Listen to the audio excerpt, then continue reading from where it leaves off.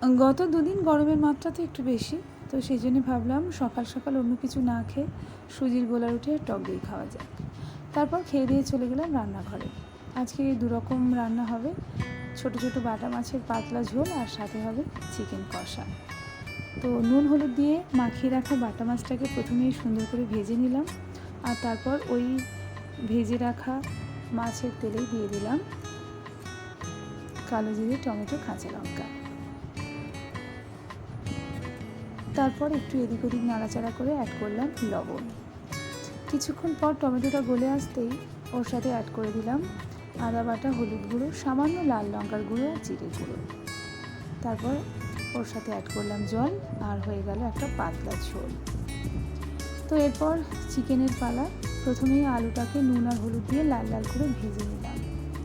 তারপর টক দই আর সমস্ত রকম মশলা দিয়ে মাখিয়ে রাখা চিকেনটাকে কড়াই দিলাম। সঙ্গে অবশ্যই একটা গোটা রসুন দিয়েছি, আমার এটা ভীষণ ভালো লাগে।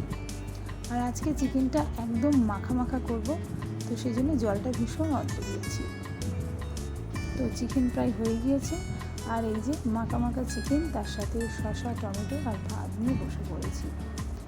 দুপুরবেলা গরমের মাত্রাটা একটু বেশি ছিল, আর তার মধ্যেই এসে গেল মিস্ত্রি কাকু, কারণ আজকে আমাদের রান্নাঘরে গ্রিল করানো হবে। এখানে ভিডিওটা শেষ